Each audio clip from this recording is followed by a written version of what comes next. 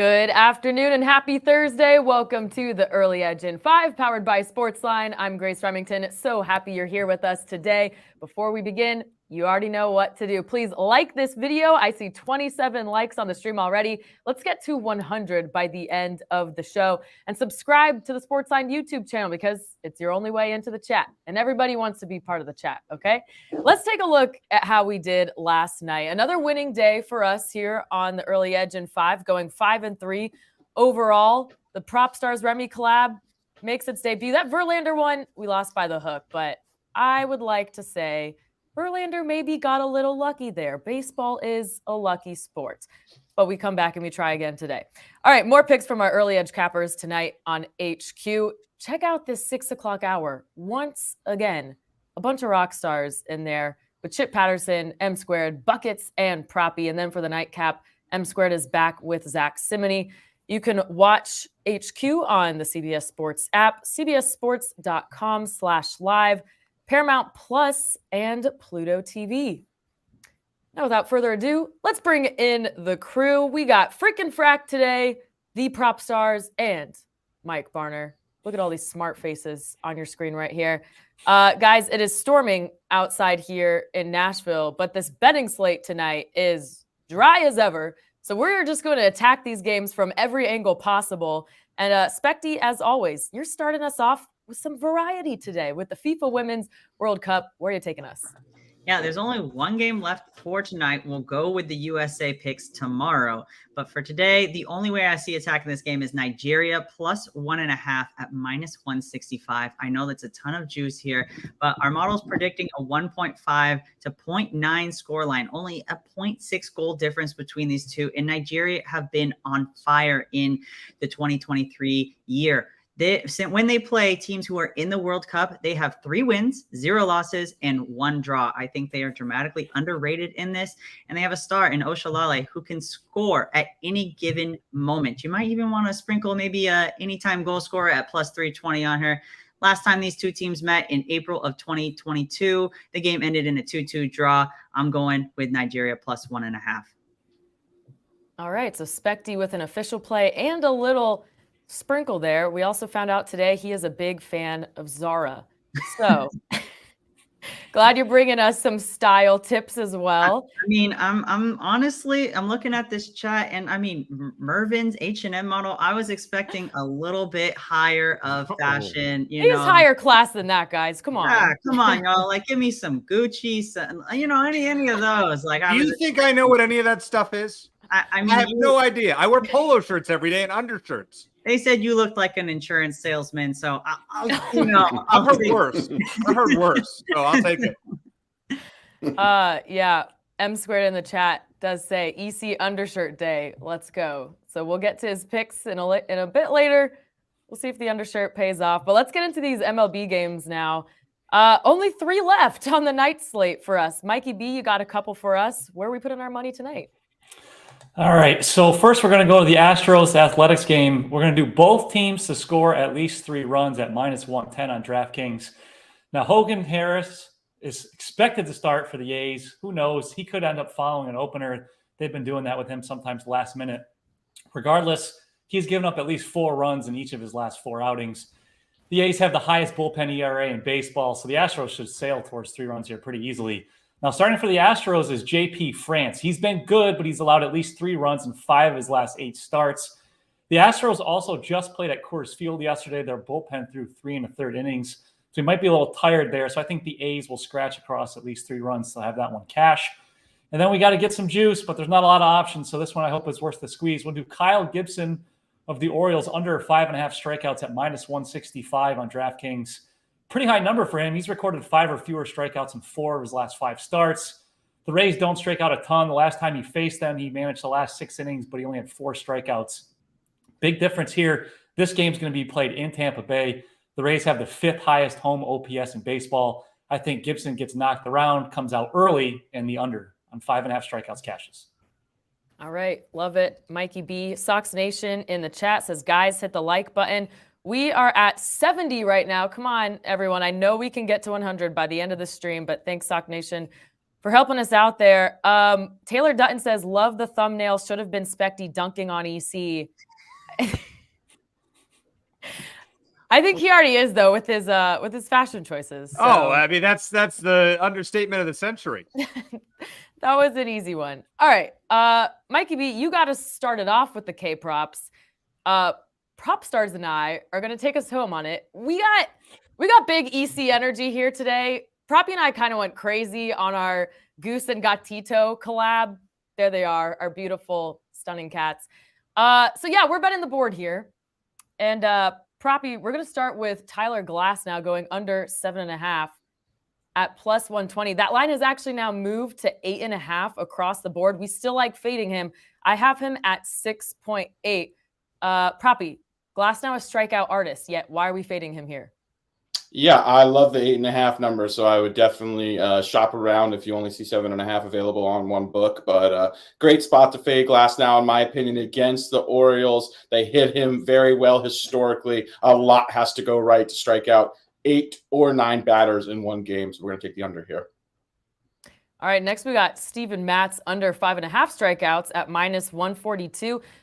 Now, Proppy, my model is actually giving me 6. We're still taking the under here. So this is what I want to point out to people. Models, whoever's you use, whether it's a website or a capper, they're not supposed to be right all the time. They're supposed to be helpful. They're supposed to be a useful tool.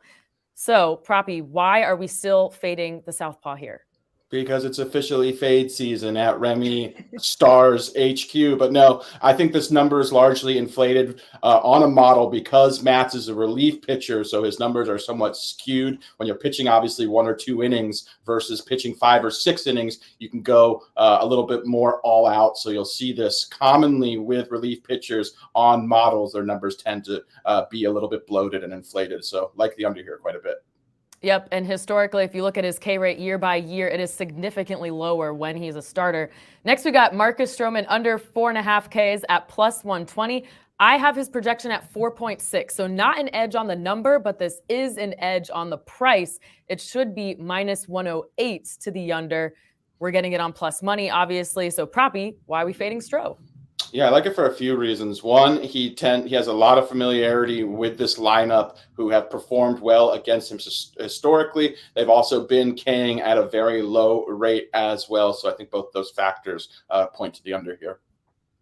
All right, and wrapping up with Hogan Harris of the A's under 4.5 strikeouts at minus 136. I always feel a little weird betting on any type of A's pitcher. I have him at 3.5 here, which means the odds should be minus 250 to the under. I just am going to trust the model here, but Proppy, you feel really strongly about this one. This is your favorite of the day. Why is that?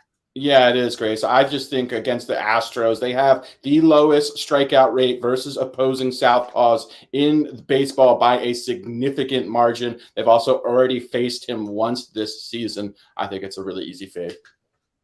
Okay, we got a lot of Goose fans in the chat. Sox Nation says we're pulling an EC special on the K-props, meaning a parlay. So I think with Mikey B's as well, we got a 5-legger going tonight. Proppy, one more thing. I wanted to give these out as leans, but you deterred me.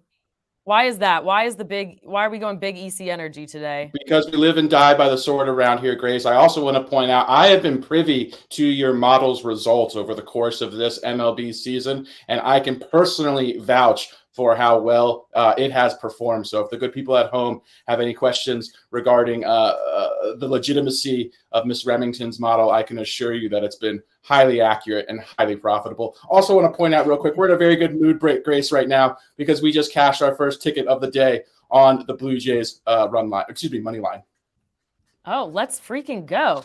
Thank you for the kind words, Proppy. Yeah, model is 56%, return on investment of 6%, up 18 units on the season. I figured I should just be transparent there for the people. Red Bull Royd. I'm Katie. I just subscribed to the channel. Thank you so much, Katie, for being here with us. Now, we have reached the end of the show. We have gone a full 10 minutes without an EC pick. And guys, this is actually historical because I think for the first time on the early edge, EC is not giving out the most plays. Shocking. How does that happen? Well, now wait a second. I actually had a third play, and the guy got scratched. So I'll explain that. Sticking with the same games that Mikey B talked about, we're going to roll Kyle Gibson of the Orioles over 2.5 earned runs allowed at minus 150. Giving out minus 150 kind of stinks, but it was minus 130 when I tried to bet it. We're trying to update the lines for you. He's over this number in 6 of his last 7 games, and in the last month, giving up 22 earned runs and a little over 26 innings pitched. So about an inning, a run an inning. Hey, if he goes 4 innings, I think we hit this with ease here. The current Rays hitters are hitting a collective 328 against him as well. I think they score plenty. I don't know what happens on the other side with Glass now, as you all have talked about, but we're going to roll with Kyle Gibson over 2.5 earned runs allowed. I was going to do Isaac Paredes of the Rays, but he's scratched, not playing tonight. So we're going to skip that. So let's go to JP France of the Houston Astros to record a win at minus 105. I don't really love the odds here, not having more juice to record a win. But as we talked about, Hogan Harris, not very good, giving up 4 or more runs in his last 4 starts. Oakland is 0-5 in his last 5 games. And France is a much better pitcher on the road, has a 2.18 ERA away from Houston, and in 7 road starts hasn't given up more than 3 earned runs in any of them. So using simple EC math, if he doesn't give up more than 3 earned runs and Hogan Harris gives up more than 4, we should be in line for a win at the end of the game. Hey, that's logic right there. You can't pay for that. Simple EC math. Where do they teach that? At EC University. Remember, would love to see the demo that enrolls there. Well, remember, if you fade me, I hope you lose. Remember that. Love that. You EC can't University pay has for 100% acceptance rate. Uniform is an undershirt. So good. All right. Before we get to the recap, I want to ask everyone a favor here who is watching live in the chat or listening later. The Early Edge is a nominee for the Best Sports Podcast category in the People's Choice Podcast Awards. Love you guys so much for tuning in. You are what makes this show successful. So it'd be great if you could nominate us to advance to the final round of voting. To nominate us, just go to podcastawards.com/app/sign up. Scroll down to the sports category, and that's where you can vote. The entire process takes 30 seconds. We've included the link at the top of the episode description, so you can click on it there. Again, that's podcastawards.com/app/sign up. Thank you for all your votes. All right, folks, busy day today. I don't know why I said the schedule is dry because we have just as many picks as ever. Starting with the EC and the O's Rays game, we got Kyle Gibson going over 2.5 earned runs allowed at minus 150, and the Stros A's JP France to record a win at minus 105. Staying in the Stros A's, Mike Barner's got both teams to score 3 or more runs at minus 110. And the Orioles' Kyle Gibson going under 5.5 strikeouts at minus 165. The Goose and Gatito collab brought to you by PropStarz and Remy, where we live and die by the sword. 4 picks here. Tyler Glasnow under 7.5 strikeouts. Steven Matz under 5.5 strikeouts. Marcus Stroman under 4.5 Ks. And Hogan Harris under 4.5 Ks. And Jason Spector, the speculator, rounding us out with a FIFA Women's World Cup play, Nigeria plus 1.5 goals at minus 165. All right, another busy show for you guys. Thanks for being here. The Early Edge will be back tomorrow morning at 10 a.m. Eastern. This crew will be back at 4 o'clock. Don't forget to catch the rest of our Early Edge cappers tonight on CBS Sports HQ at 6 and 8 Eastern. For Specty, EC, Proppy, and Mike Barner, I'm Grace Remington. Thanks for watching, and we'll see you at the pay window.